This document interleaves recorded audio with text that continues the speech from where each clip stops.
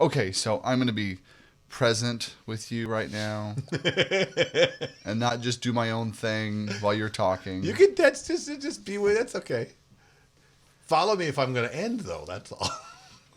Or follow me. Just I know, because I followed you, Mister. I was going to make it a quickie. I know you were like really, really great that way, and I just had a moment of like, he's ending, but I don't care. I'm going to go here anyway. You know, force you, you're like, am I going to yes and or am I going to stomp on this? What am I going to do? You know, and then you yes anded, knowing that you could stomp on me after we stopped recording. That's okay. Are we good now? Yeah, we're doing really well. I'm fine. Terrific. Welcome to the Bill and Jason Show, where we make up every week. I'm Bill. And we talk about stuff too. Jason over there. So I found this article. Did you know Amazon has got a thing called Lumberyard? It's for game developers using a software called Lumberyard. Is it for lumbersexuals? No, it's game developers. Okay. Oh. And everybody has a terms of service thing, right? Uh-huh. And it's a newly released game engine, but the terms of service is worthy of attention. They say their purpose is whether you're a major studio or an indie developer, a student or a hobbyist, Lumberyard provides a growing set of tools to create the highest quality games and intersects with Amazon's cloud service and its streaming video game platform. So, but if you read their thing, you scroll down to section 57.010 of their terms of service, and it was updated for a standard-looking warning. The acceptable use language instructs the Lumberyard isn't to be used with life-critical or safety-critical systems, such as operating medical equipment or driverless cars. Seems smart, right? Oh, you can't develop apps that do those things. Right. But there is an exception to the clause, and it gives the user a pass if there are zombies afoot. A playful move that VentureBeat notes could actually be good for business. The restriction will not apply in the event of the occurrence certified by the United States Center for Disease Control or successor's body of a widespread viral infection transmitted via bites or contact with bodily fluids that cause human corpses to reanimate and seek to consume human flesh, blood, brain, nerve tissues, or is likely to result in the fall of an organized civilization. Noted, if you want to be safe from zombies, click here. Wow. But they put it in their terms of service. That's somebody awesome. found it already and made an article. That's great. I know. Well, that's somebody, I tell you, whoever actually read the terms of service. We should have them on. Because we should really have them on. Like, what's wrong with you, really? I mean, I'm glad you got a great story out of it. What's wrong with you? Well, I belong to a Facebook group called the Zombie Response Team. No, you don't. I do. I went trolling for groups to join on Facebook because I thought that would be an interesting way to network. Turns out not so much. Because these groups are like really private. I don't know. It's kind of like, oh, hello, out of the blue person joining our group. What are you doing? I'm like, you looked interesting. I thought I'd come in. It's kind of like walking naked into a cocktail party, and people are like, this is a cocktail party. Yeah, and well, it's like, who hasn't done that? Oh, really? Well. Anyway, so I've done the Facebook version of that. And then I thought, oh, this is going to be funny. So they're probably just joking around about the apocalypse. No, they're actually posting like news stories and evidence that say it's coming. Look, it's happening. Be aware. They're making plans. This is just really serious. They're serious. I'm like, okay, this is like kind of strange now. And then I'm like, maybe I should get the notifications. I'm thinking about that. Like, should I be comforted by this? I mean, there's somebody working on it. Even in the most absurd scenario, there's somebody working. And I'm connected to them. So I can go, okay, hey, guys, you were right. I mean, it was a big, long shot. Yeah, but look, here we are. So, hey, can I come with you? Yeah, you have a spot in the bunker. I mean, you're all prepared, right? I am on the group. You saved me a seat here, didn't you? I like your stuff. In fact, I clicked love a couple times. Does that give me a place? Now, here's the problem here. Now, if it happens, and they do say, oh, yeah, Jason, I remember you. Come on in. And then they find this show. You're gonna be used as bait. No, the first thing the zombies will do is take out the internet. They know that is our one thing that can prevent them from eating all our brains. Good to know. So this is the Bill and Jason Show. I'm Bill Hermann. That's Jason Jones. We were talking a couple of weeks ago about. I love finding articles about how you're so. It's almost like everybody has an article about how to impress people or how to make friends and influence people. Mm-hmm. And I found one a few weeks ago, and we talked about a couple of the things. But one of the things that I didn't have a chance to talk to you about, and there's several, but one of the things they talked about was you should feed the expectations that people have about you when they meet you. That's one of the things they say. It's like in business, first impressions are frequently colored by expectations. We expect people to live up to image that we've created in our minds from their reputation, their phone calls, their emails, their texts. We expect consistency of that general image. And without it, we feel some degree of disappointment and confusion. It's not the time to surprise others with a new side of your personality. They say, if they think you're a dork, come as a dork. If they think you're really successful, come as a successful person. And I get that in concept.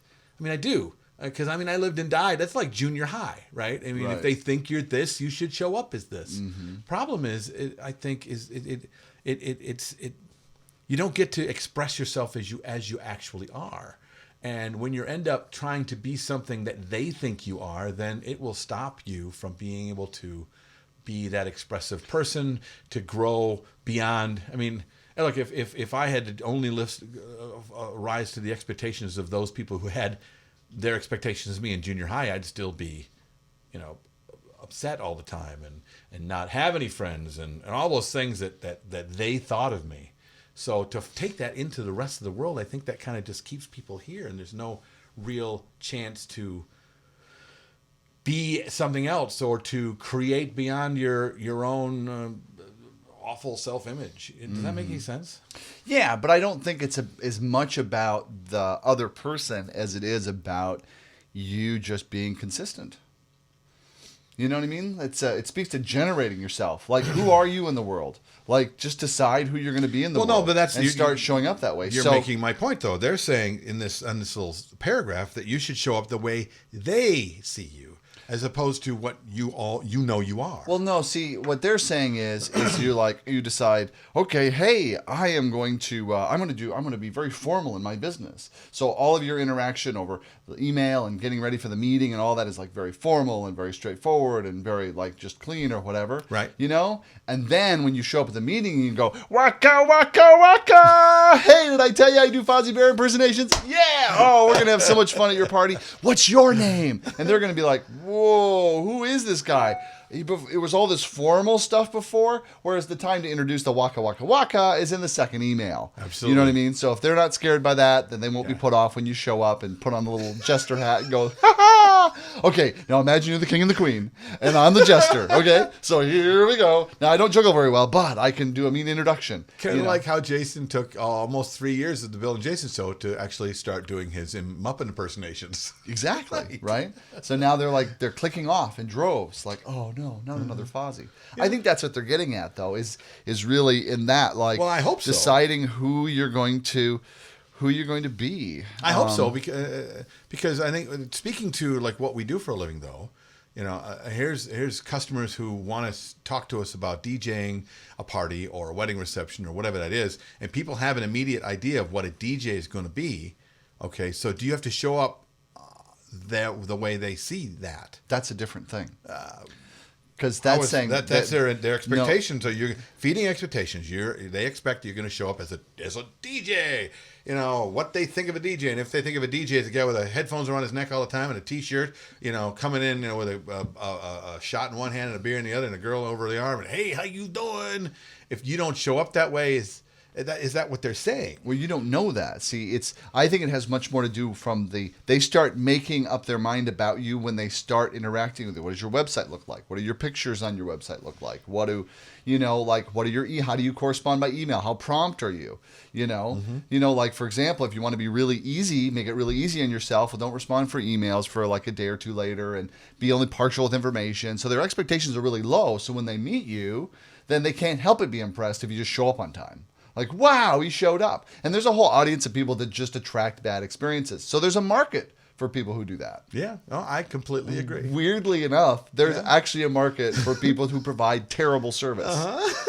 Because there's people that attract terrible service and then go around telling their terrible service stories. You won't believe what happened to me. No, I think I probably will. Right. Yeah. They even get bad service from people who usually give good service. Yeah. Yeah. Now, I know people who go out to restaurants and attract those kinds of servers.